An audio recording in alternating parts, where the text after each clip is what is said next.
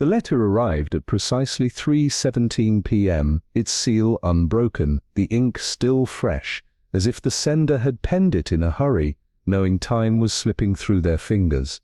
Miss Eleanor Graves, retired schoolteacher and unwitting solver of mysteries, lifted it with practiced caution.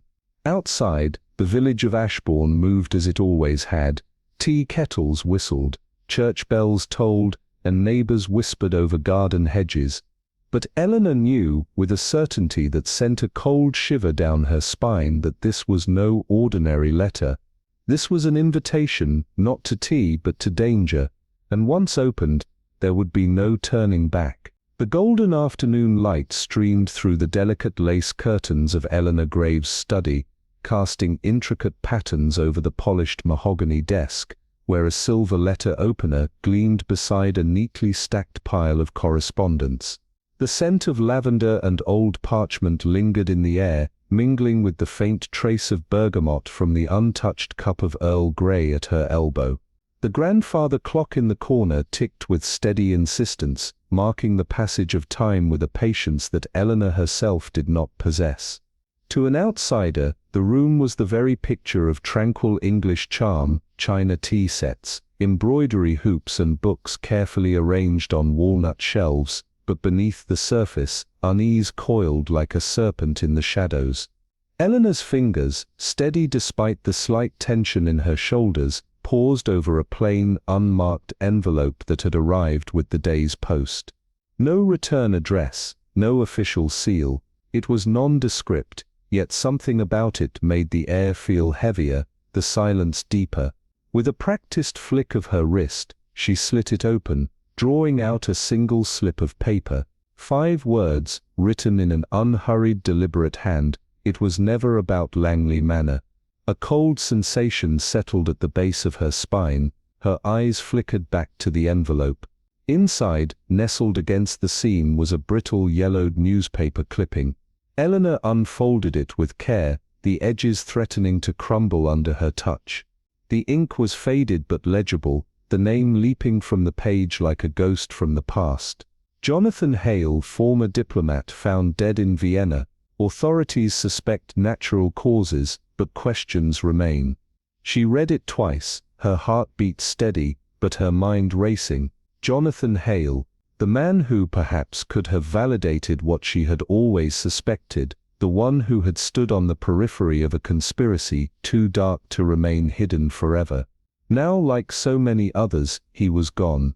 It was not coincidence, it was a pattern, and patterns, she had learned, always led to the truth. With careful precision, she placed the clipping back on her desk, smoothing the creases with the tips of her fingers. No hesitation, no fear, only calculation. Across town, in the subdued atmosphere of the Marigold tea room, she stirred her Earl Grey with absent-minded precision, the spoon clinking softly against the fine china. Around her the chatter of afternoon patrons wove through the air like threads in an elaborate tapestry, laughter from a pair of elderly ladies, the murmur of a business deal at the next table, the occasional scrape of a chair against the polished wooden floor. Opposite her, Inspector Alden Fletcher sat with a frown, his fingers drumming lightly against the rim of his teacup.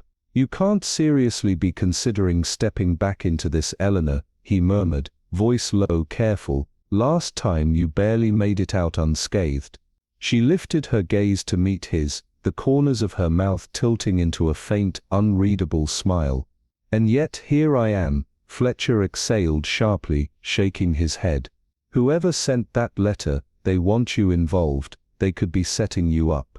"Oh, I'm quite sure of it." She took a sip of her tea, savoring the warmth before setting the cup down with deliberate grace. "The only question is, for whom?" His eyes darkened. "They're powerful people, Eleanor. They manipulate, erase, silence."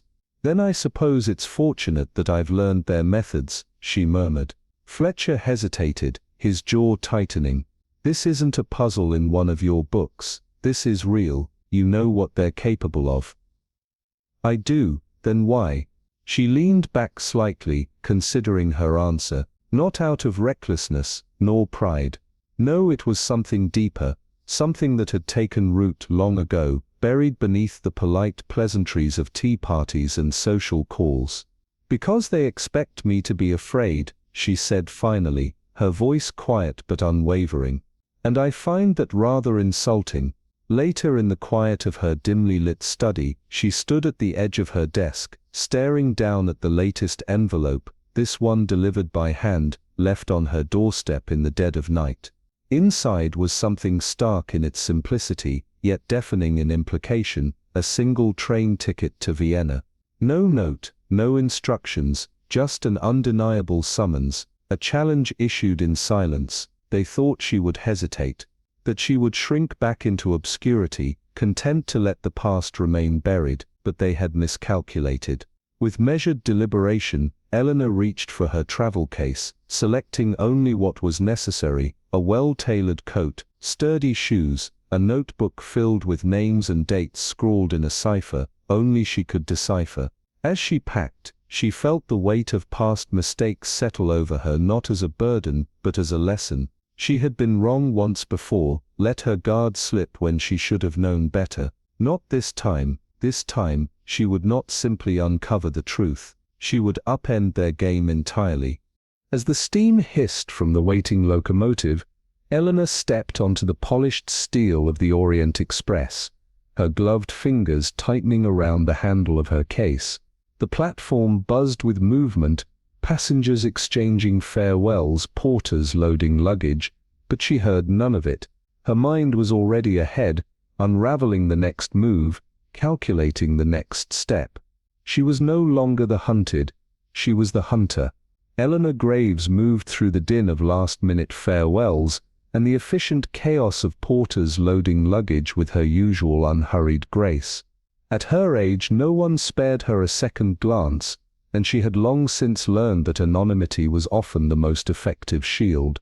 The narrow corridor of the first-class carriage smelled of cigars, polished leather, and the lingering trace of rosewater, a heady mixture that seemed embedded in the very fabric of the train, as permanent as the churning steel beneath their feet.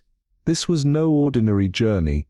This was a stage, an exclusive theater of power, where men of influence whispered their secrets over cut crystal glasses, where rivalries simmered beneath impeccable manners, and where danger, subtle, elegant, inevitable, was as much a passenger as anyone aboard. Her cabin was small but tastefully appointed, a single rose in a slender vase standing sentinel on the polished table. She set her case down, allowing herself a brief glance through the window at the bustling platform beyond, but as she turned to shut the door, her breath caught, just for a fraction of a second. At the far end of the corridor, seated with a newspaper draped carelessly across his lap, was Lucian Fairfax. His silvered hair caught the warm glow of the overhead lamps, his face unreadable save for the faintest quirk of amusement at the corner of his mouth. His presence here was not a coincidence, it was confirmation. Eleanor inclined her head in the barest of acknowledgments before stepping into her cabin, closing the door with a decisive click. The silence within was thick, oppressive in its depth, yet her mind was anything but still. If Fairfax was here, then the threads of conspiracy she had been chasing had not unraveled. They had only woven themselves into something darker. Later, as the train lulled into its steady, rhythmic movement, Eleanor stepped into the dining car, where the soft clink of silver against porcelain mingled with the quiet murmur of conversation. The tables were laid with crisp white linens, gleaming glassware, and the pretense of civility.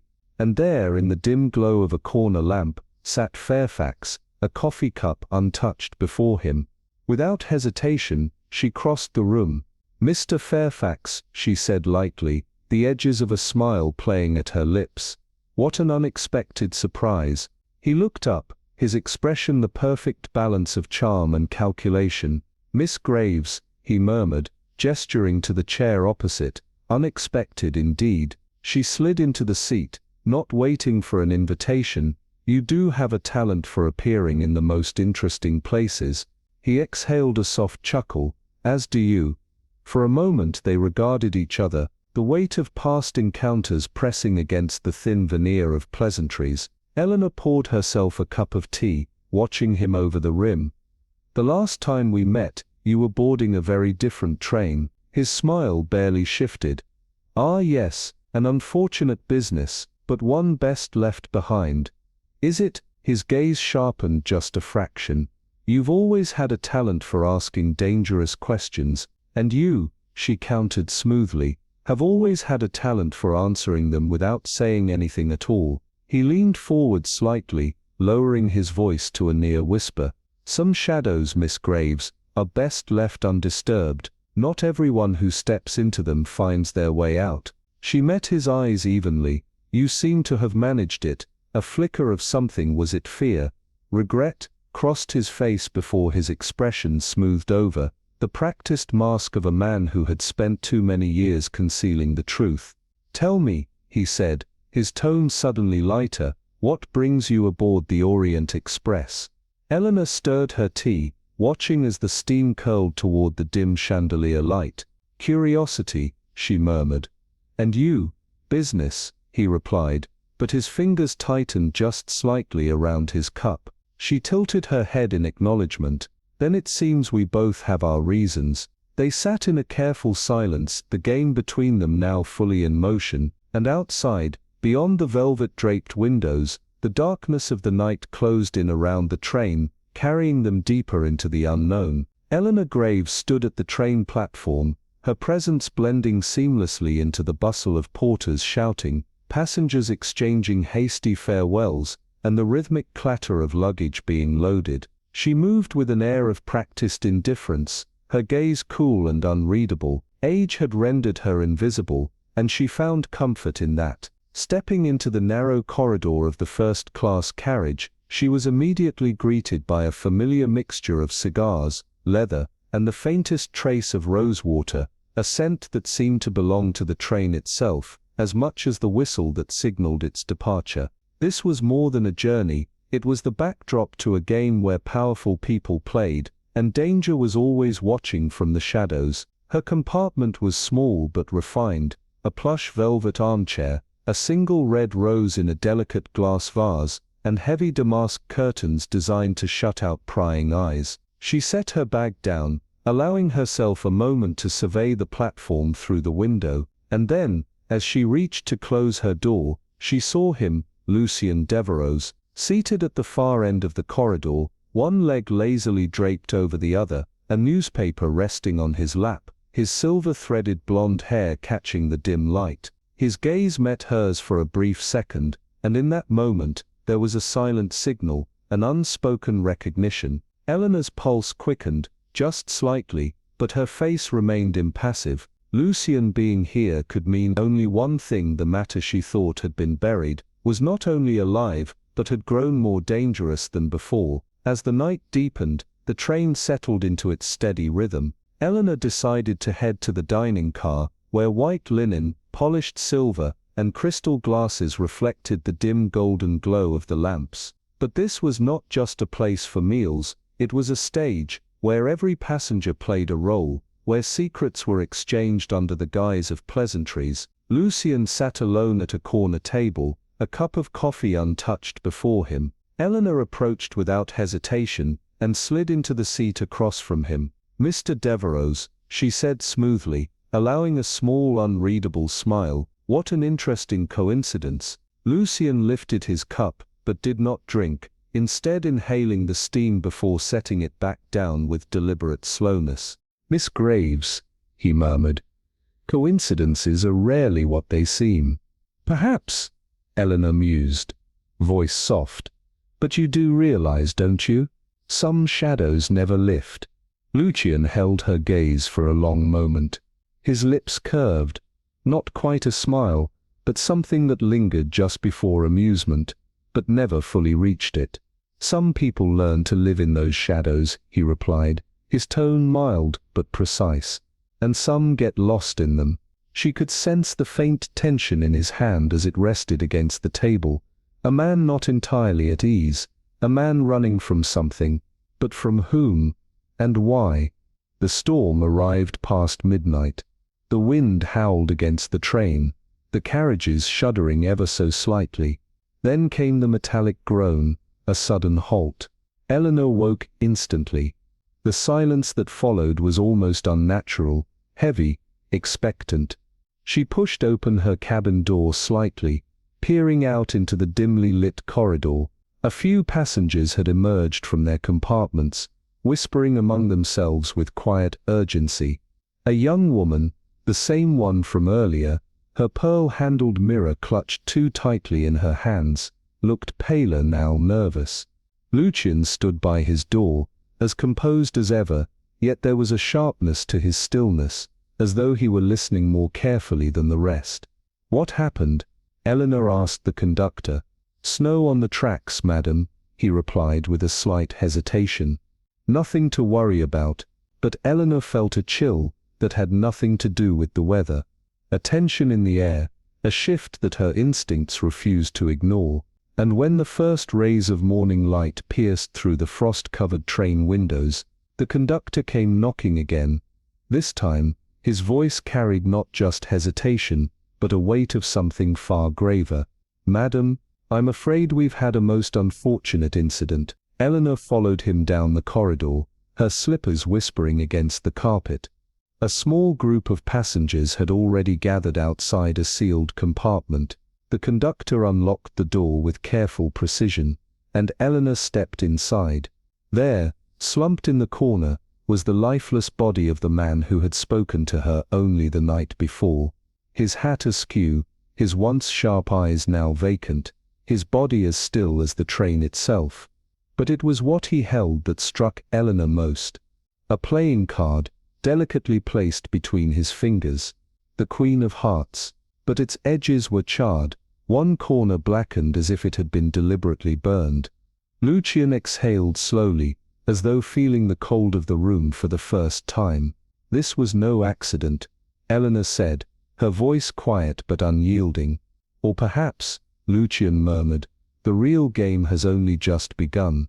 The playing card lay precisely where it had been placed, not discarded, not left in haste, but deliberately positioned as a message. The edges were crisp, the ink flawless, as if the person who left it had ensured that every detail was intentional. A symbol, a challenge, or perhaps a warning. But to whom?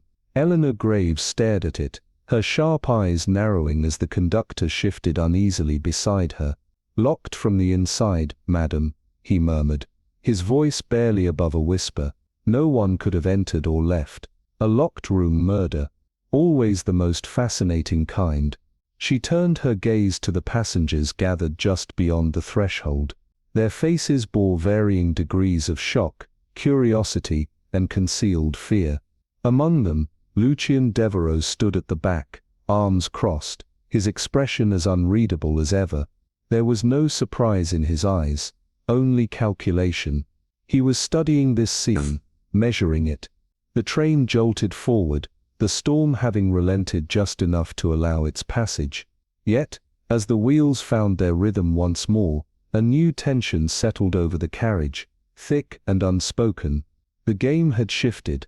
The killer had made their move, knowing full well that Eleanor would recognize the significance of that card. She returned to her compartment, locking the door behind her, and retrieved the letter, the one that had drawn her here, the one that had promised secrets worth uncovering. The words read a dozen times before, now carried a different weight. It had never been about Lord Harrington. That had been a distraction. This was bigger.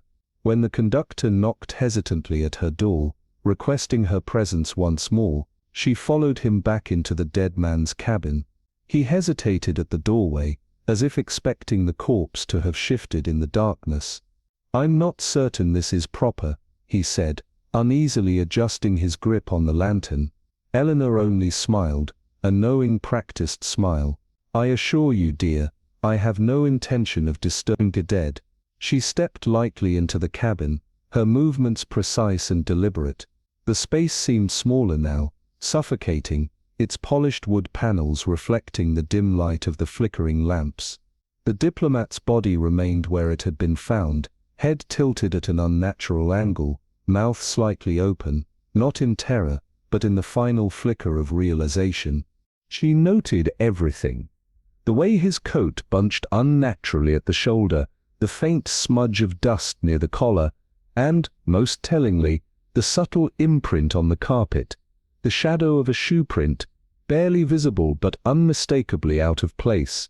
Eleanor leaned slightly, murmuring to herself, "Ah, so that's how they did it." The conductor, hovering at the door, swallowed audibly. "Madam?" She straightened, her expression serene. "Oh, nothing, dear.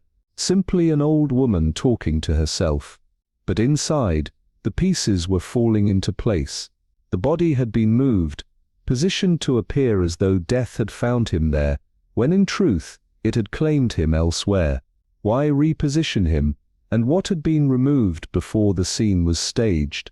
Her gloved fingers hovered just above his breast pocket, where a single card was tucked, the Queen of Hearts. She did not touch it.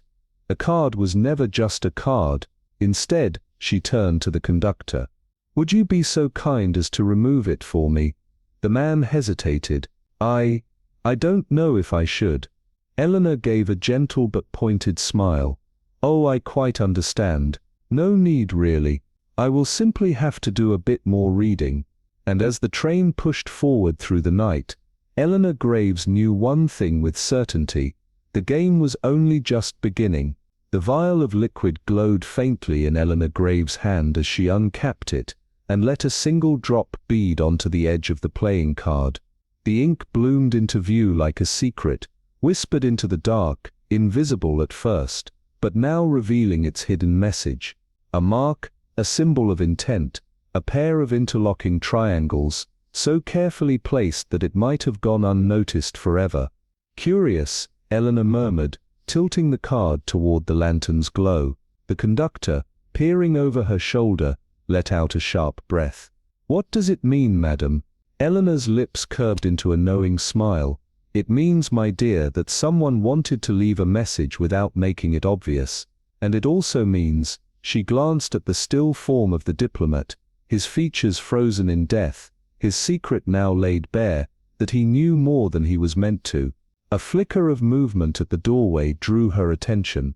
A young woman, dark-haired, her fur-lined coat drawn tightly around her. She stood just beyond the threshold, watching with unmistakable wariness. Her gloved hands clutched her handbag as if bracing for something. Eleanor turned her gaze fully toward her, and in that instant, the woman paled. She muttered something under her breath. Two of them hurried away down the corridor.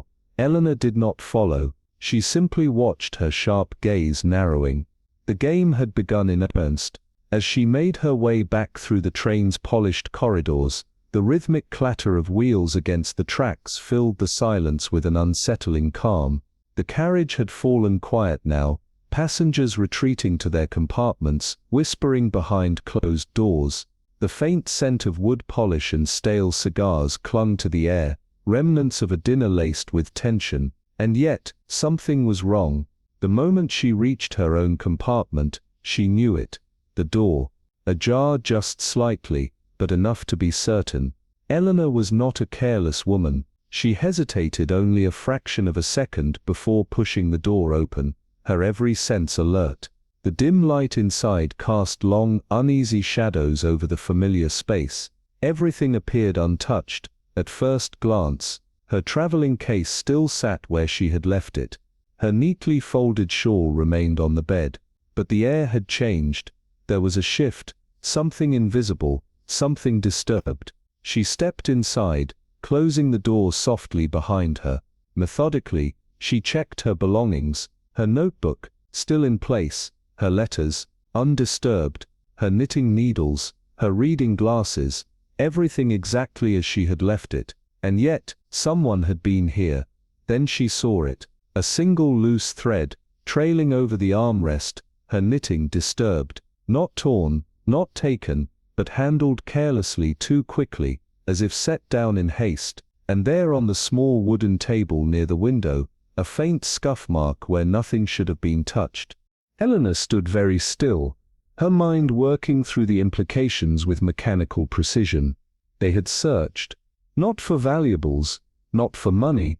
They were looking for something they believed she had, something worth the risk of breaking into her cabin.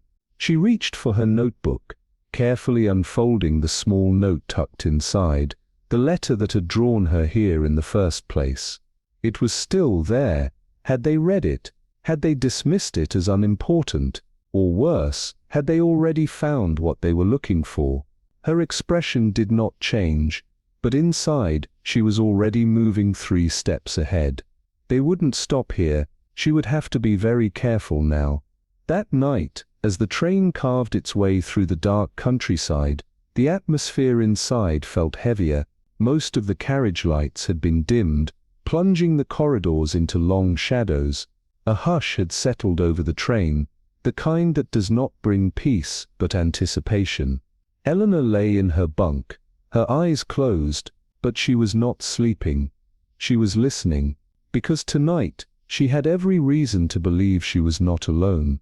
It was in the small hours of the morning when Eleanor Graves heard it, a faint creak just beyond her door, a sound so soft that a restless sleeper might have ignored it. But Eleanor had trained herself to recognize what others dismissed. Silence could hold secrets, and the night often whispered of danger. She opened her eyes, but did not move.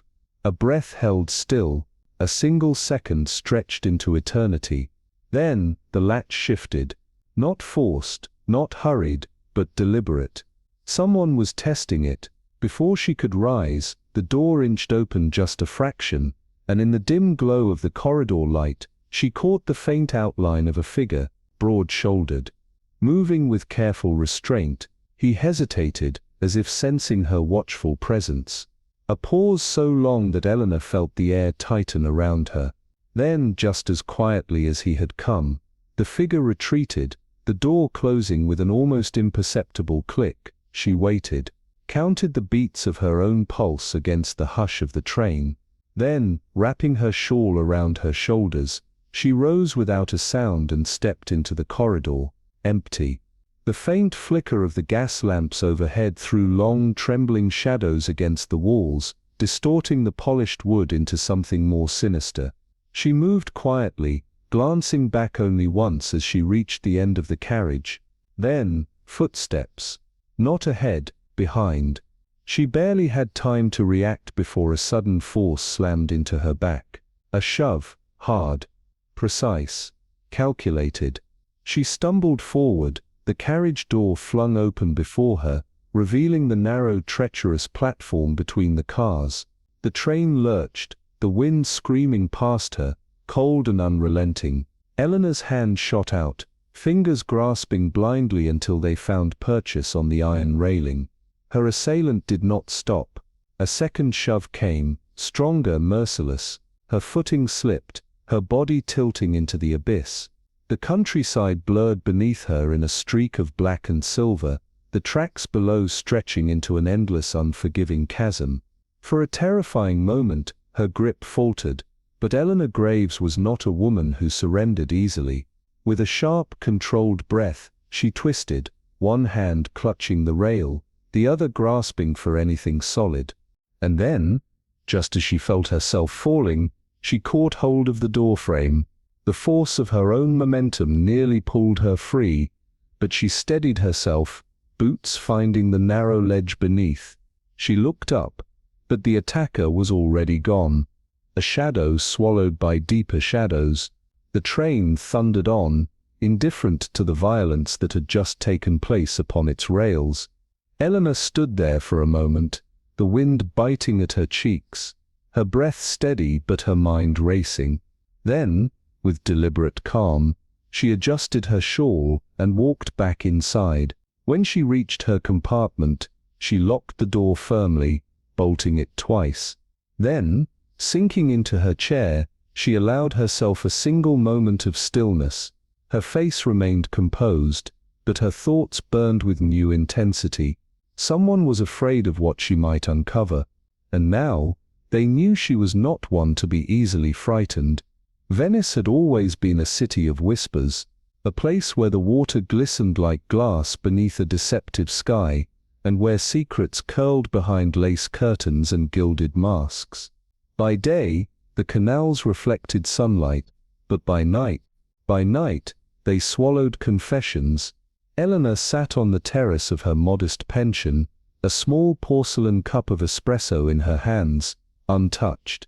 She was still dressed in her traveling attire, a soft grey dress, a simple shawl draped elegantly over her shoulders, unremarkable, ordinary. The illusion was important. Her knitting bag lay beside her, but she did not reach for it. Instead, her sharp blue gaze remained fixed on the Grand Canal below, watching as gondolas glided past in slow rhythmic strokes. The diplomat's murder, the marked card, the intruder on the train, everything led to a deeper game, and the game was far from over. Her thoughts were interrupted by a soft footstep behind her. She did not turn, not yet. A silver tray appeared in her peripheral vision, held by the pension's porter.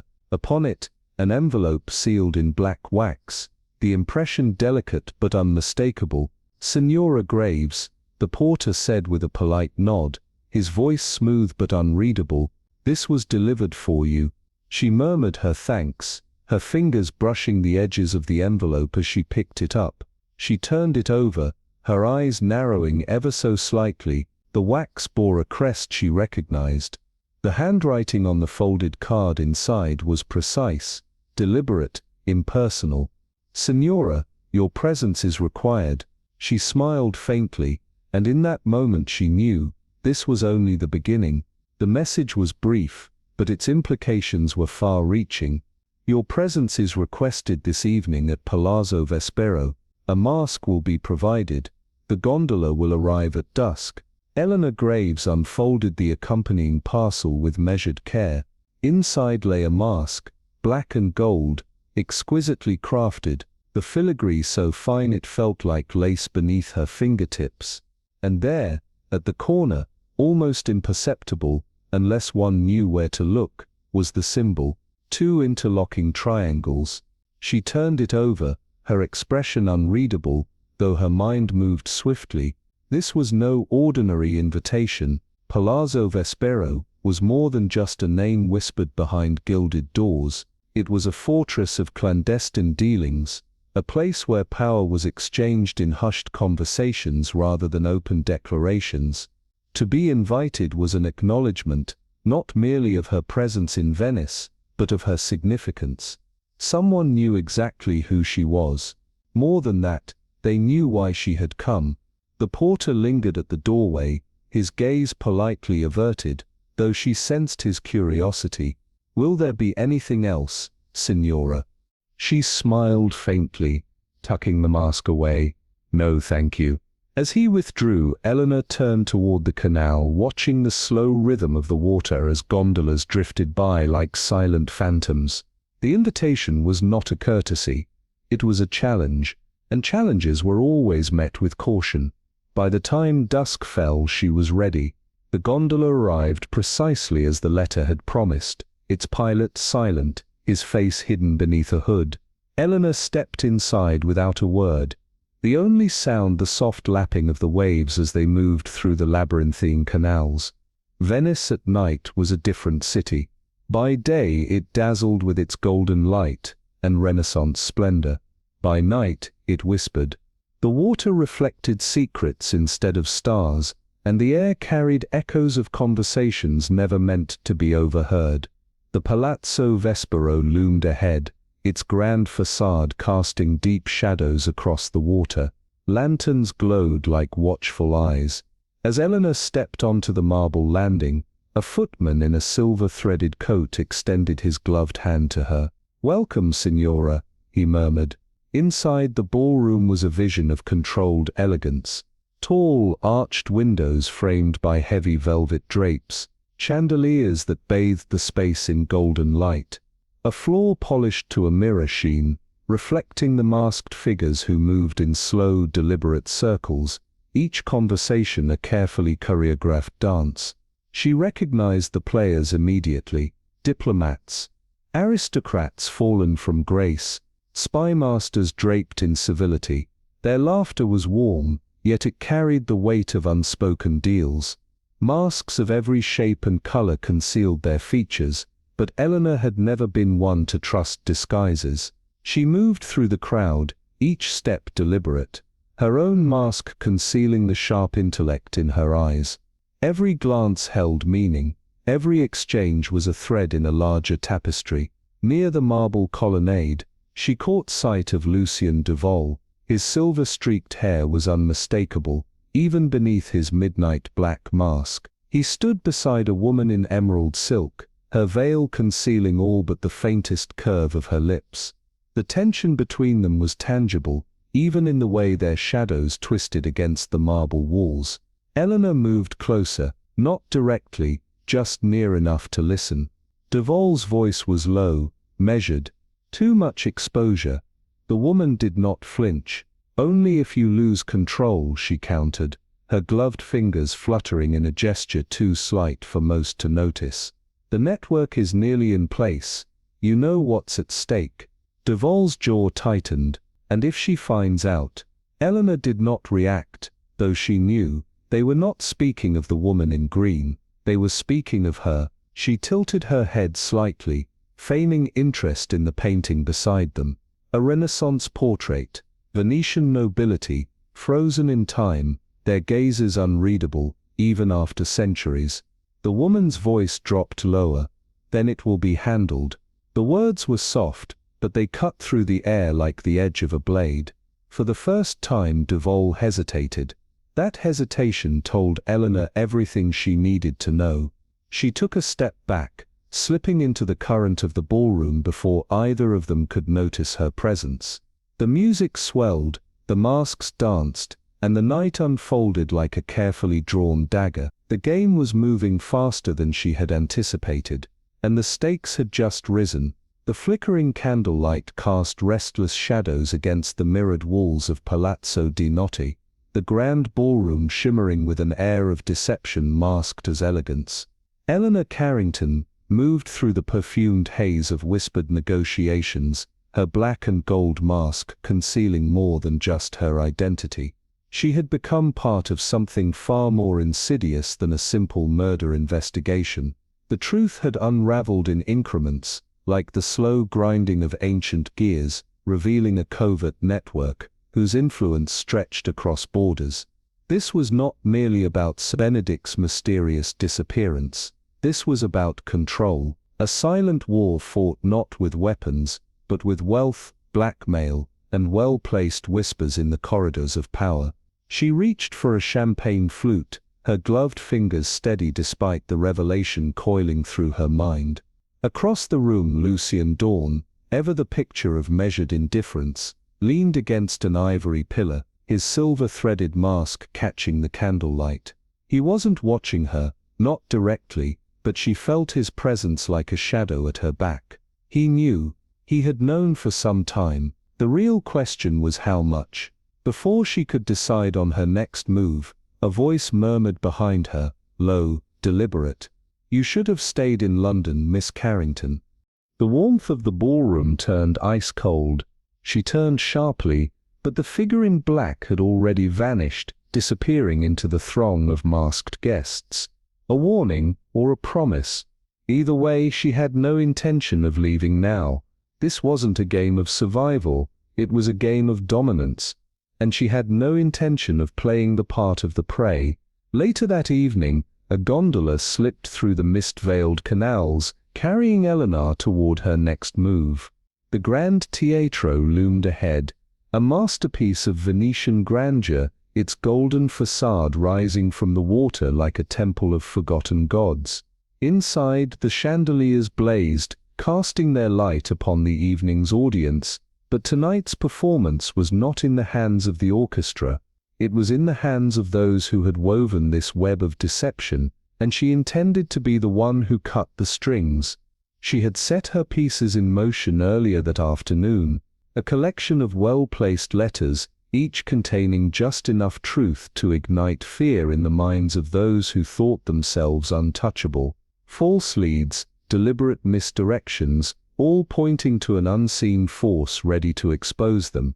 The real players in this shadowed world would have no choice but to respond. Fear was a remarkable catalyst for recklessness. Taking her seat in one of the upper boxes, Eleanor observed the gathering below: politicians, fallen aristocrats, and men whose fortunes had been built on secrets they could not afford to lose. Their laughter was measured, their conversations too carefully contained. They knew something had shifted, they just didn't know who had pulled the lever. And then he arrived, Lucian Dawn. He moved with the slow grace of a man who never hurried, each step deliberate as he ascended the staircase toward her. When he settled into the seat beside her, he didn't look at her immediately. Instead, he watched the stage below, as though it were merely another performance in a world filled with illusions. "Brilliantly executed," he murmured, his voice edged with something between admiration and caution. "You've set fire to the nest, but do you truly know what you're stirring?" Eleanor tilted her head slightly, her gaze steady. "It's not the fire that concerns me, Mr. Dawn. It's who tries to put it out." A flicker of amusement crossed his expression before he leaned back, his fingers tapping idly against the velvet railing. "Be careful, Miss Carrington. The ones you've provoked, they don't forgive, and they don't forget." She allowed herself the barest hint of a smile. "Neither do I." Below, the conductor raised his baton. The music swelled. The opera had begun, but Eleanor knew the real performance had already started, and it wouldn't end until the final piece had fallen. The chandelier above cast fractured light across the marbled floors of the Teatro di Mezzanotte, illuminating faces hidden behind masks of gold and velvet. The night pulsed with whispered conversations, the quiet symphony of deception playing beneath the grandeur of the opera.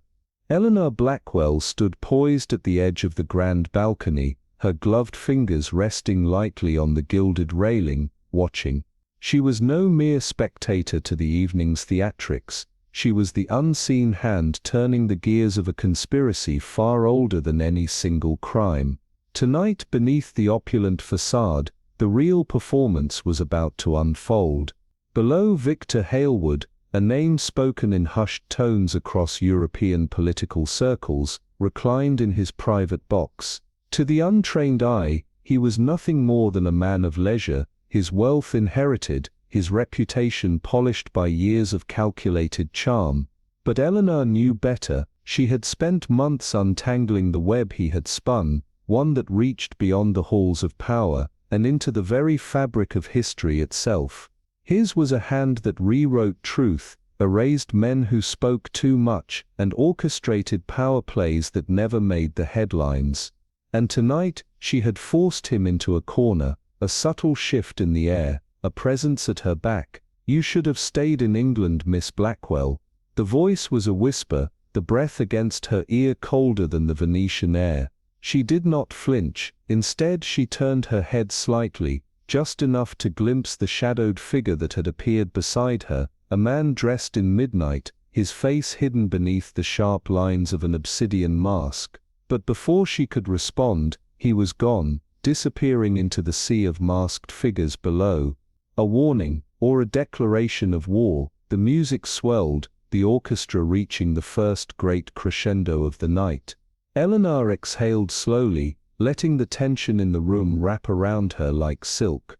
She had set her trap earlier that evening, carefully planted letters, each containing just enough truth laced with fabrication, had found their way into the hands of those who mattered. A puzzle pieced together with enough precision to make even the most seasoned men of power question what they truly knew. The bait had been cast, and Hailwood, for all his mastery of manipulation, had already reacted, not with fear, but with control, and that more than anything told her that he had something to protect. A shadow moved across the entrance to her box, Lucian Vale. He moved like a man who knew the weight of secrets, his presence deliberate, his every motion slow, measured. Settling into the seat beside her, he folded his hands in his lap, his gaze fixed on the stage. "A brilliant execution," he murmured. "You've stirred the waters, Miss Blackwell. But do you truly know what you've awakened?" She tilted her head, a ghost of a smile curving her lips. "A myth, Mr. Vale, a spectre the world stopped believing in. And yet, here we are. His chuckle was soft, edged with something between amusement and warning. Cornered men don't simply surrender. They adapt, they become dangerous. Then it's a good thing I'm not the one in the corner. A flicker of something unreadable passed through his gaze, but before he could respond, the lights dimmed, the murmurs quieted, the performance on stage reached its climax. And in the shadows of this grand house, Eleanor knew the true performance was about to begin. She rose with practiced ease, disappearing through a discreet passageway that led beyond the velvet-draped halls into the corridors where whispers carried further than music. She did not have to wait long. In the dim glow of candlelight, Victor Hailwood stood with the kind of patience reserved for men who had never known true fear. A glass of dark amber liquid rested in his hand, his other tucked neatly into the pocket of his tailored waistcoat. "Miss Blackwell," he greeted, his tone as smooth as the drink in his hand, "you have a talent for appearing in places you do not belong." Eleanor offered a small smile, though it did not touch her eyes. "And yet, I always find myself exactly where I'm meant to be." Hailwood exhaled, swirling his drink as though mildly amused. "Tell me then, where do you think you stand now?" She stepped forward, her voice a blade hidden in silk. "At the threshold of truth, Mr. Hailwood. And you," she let her gaze hold his steady unyielding, "are standing at the edge of an empire built on borrowed time." His fingers tightened, the glass in his hand trembling ever so slightly before he steadied it. But she had seen the slip, the smallest fracture in his perfect control. "This was never about money, was it?" she continued, her tone quiet, controlled. "It was never about silencing a man who knew too much. No, this was about ensuring that history itself bent to the will of those who could afford to rewrite it." A beat of silence, a flicker of something unreadable in Hailwood's expression. Then finally, he exhaled a quiet laugh. "You do yourself a disservice, Miss Blackwell."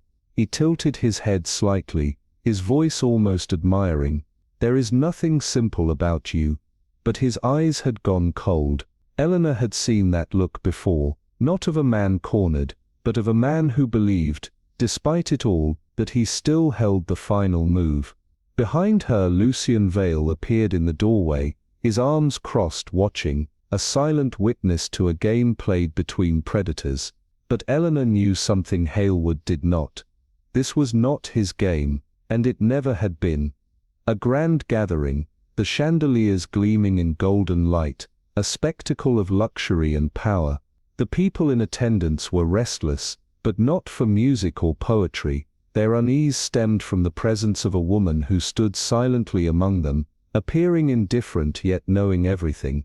Eleanor Graves, an elderly yet sharp-witted woman, stood at the center, her gloved hands folded, a faint, unreadable smile on her lips. The room was filled with men tied to politics and power, men who shaped the world with whispers and unseen dealings. Their faces were masks, both literal and figurative.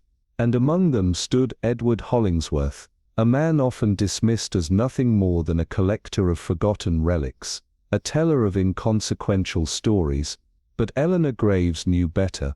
She knew that true power often resided in the hands of those least suspected.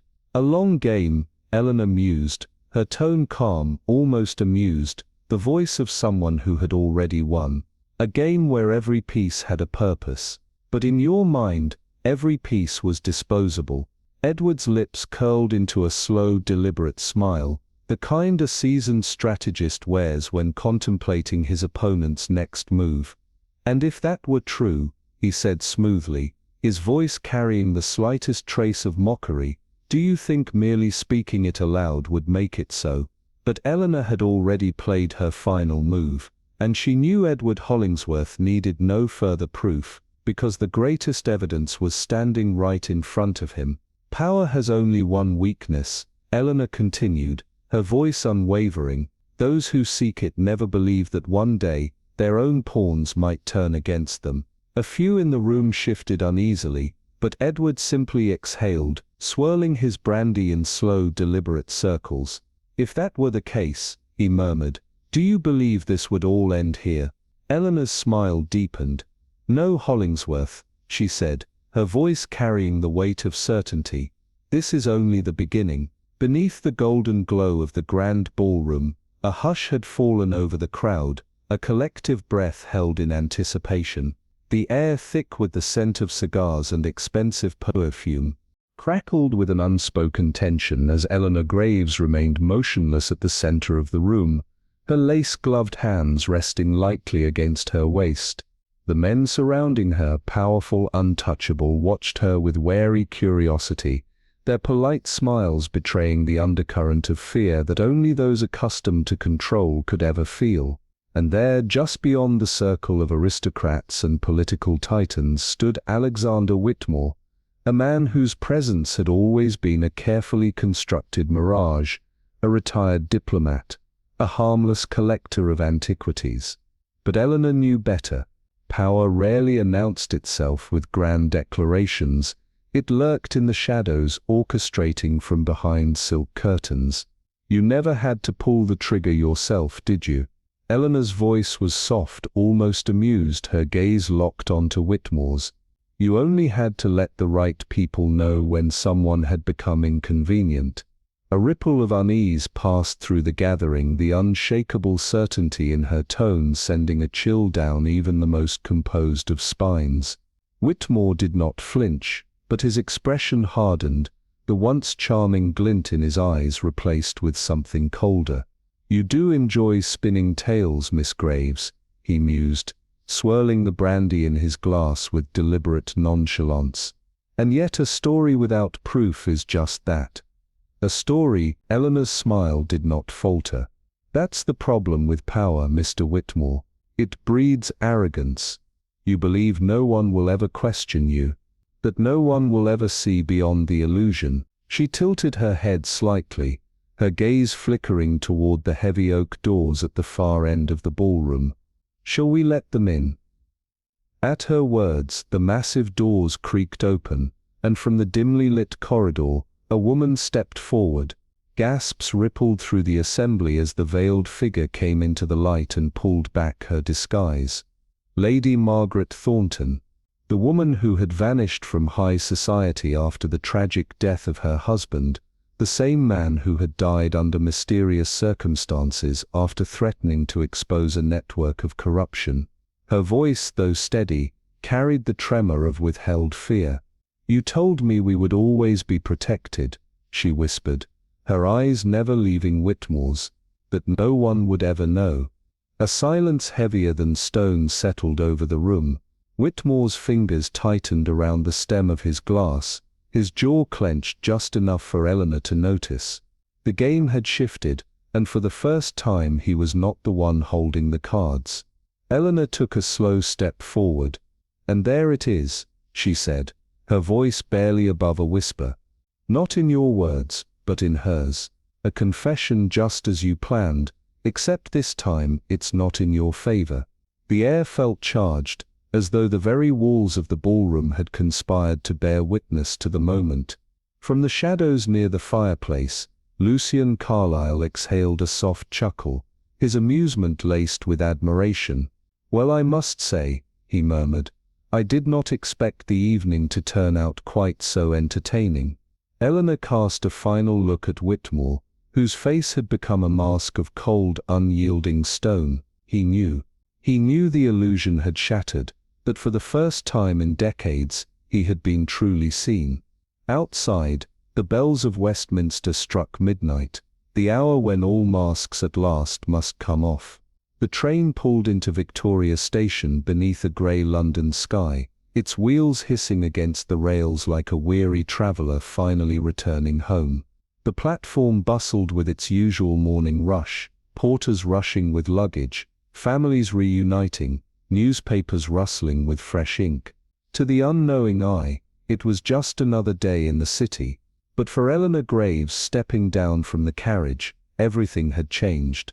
She had left England painted as a foolish old woman meddling where she did not belong, But now she had returned as something else entirely. A cluster of journalists waited at the station entrance, their notepads ready, their expressions eager. One, a young man with wire-rimmed glasses, rushed forward. "Miss Graves, is it true? Is Alexander Whitmore really the mastermind? Did you suspect him all along?" Another voice cut in, urgent. "The documents, were they real, or a trap? Were you afraid?" Eleanor adjusted the clasp of her handbag, a small knowing smile curving her lips. "Afraid?" she echoed, as though considering the word for the first time. "Well, of course, it's only natural. But you see, fear is a most instructive emotion. It tells us where to look." The young journalist scribbled furiously, his eyes shining. "So you knew all along that this wasn't just about money?" Eleanor patted his arm kindly. "My dear boy," she said with a gentle sigh, "the real game is always about power." Across London, newspapers already carried the morning's sensational headlines. "Spinster detective unmasks the unseen puppeteers." "The woman who shattered Britain's hidden elite, a decade of secrets, laid bare." It was all rather theatrical, Eleanor thought. But then again, so was the truth. Beneath a sky, where London's evening lights flickered like dying embers, Lady Eleanor Blackwood sat shrouded in the shadows of her grand library. Before her, on an aged mahogany desk, lay a sealed document, its wax unbroken, yet the weight of its secrets pressing against her trembling fingers. The chandeliers above cast dim, wavering light, but within the darkness, there was something else, an unseen presence, a whisper of watchful eyes. The door creaked open, and in stepped Colonel James Ashford, the man Scotland Yard sent only when suspicion had given way to certainty. "Lady Blackwood," his voice was calm, almost cold. "You called for us, but I suspect you don't truly want this document opened." Eleanor held his gaze for a moment, before a faint knowing smile curved her lips. "Colonel Ashford, doors to the truth never open on their own. They must be broken down." With a single deliberate motion, she broke the seal. A crisp sheet of parchment slid onto the table, but it was no ordinary paper. It was a list of names, the names of those bound to the Order of St. Reginald, a clandestine society that had not only shaped politics but rewritten the very course of history. Ashford exhaled, slow and measured. "This is just the beginning," he murmured. Eleanor's voice was softer but resolute. "The beginning, Colonel? No. This is the end for someone, though we do not yet know for whom." Beyond the heavy oak doors the faintest shuffle of footsteps echoed, a sound so slight it could have been imagination, or it could have been something else. Someone else. Eleanor held her breath. Had she merely sensed it, or was there truly another presence lurking in the gloom? Ashford's fingers tightened around his revolver, its barrel hovering just above the document, as if even he understood that truth, once revealed, could not easily be silenced. Outside, the evening air carried a ghostly chill, and from the towering heart of London, a clock struck 10. But the bell that tolled in that dimly lit library was not the chime of time. It was the sound of buried secrets rising to the surface, of a truth that, no matter how deeply concealed, could no longer be kept in the dark. The warm amber glow of the afternoon sun bathed the city in golden hues, as Lady Evelyn Ashworth sat in the corner of the illustrious Blackwood Club, her gloved fingers lightly tracing the edge of a delicate porcelain teacup. Before her, on the dark oak table, lay a sealed letter, its parchment slightly crumpled, as if delivered in great haste. Across from her, Chief Inspector Alistair Graves observed her keenly, the sharp lines of his face betraying the exhaustion of a man who had spent too many nights chasing shadows. "Another message, Lady Ashworth?" he asked, his voice carrying the weight of unspoken tension. Evelyn's lips curled into the faintest smile as she unfolded the letter with practiced precision, her steel blue eyes scanning the neatly penned lines. Then, with deliberate care, she placed it beside her cup, smoothing its creases as if taming the very chaos it contained. "How curious," she murmured, lifting the teacup to her lips. Graves leaned forward slightly. "Curious or dangerous?" Evelyn exhaled softly, her gaze drifting beyond the window where London pulsed with its usual indifference, black cabs weaving through the streets, gentlemen tipping their hats, society carrying on as if oblivious to the quiet war waged behind closed doors. "Perhaps both," she admitted at last, placing her cup down with a decisive click. Beyond the polished confines of the club, a clock tower told the hour, each chime a quiet reminder that time was forever shifting, forever revealing. Somewhere, not too far beyond the lavish halls and the cobbled streets, another puzzle lay in wait. Another whisper of deception, another thread waiting to be pulled. As Graves reached for his own cup, a uniformed attendant approached their table, a thick envelope in hand. "For you, my lady," he announced, bowing slightly. The seal upon it gleamed crimson in the light, marked not with any ordinary insignia, but with the emblem of the crown itself. Evelyn studied it, her fingers hovering just above the wax. Graves exhaled, setting his cup down with a quiet clink. "Shall I assume," he said wryly, "that your retirement from intrigue will be short-lived?" Evelyn allowed herself a knowing smile, the weight of 1,000 untold secrets lingering in the air between them.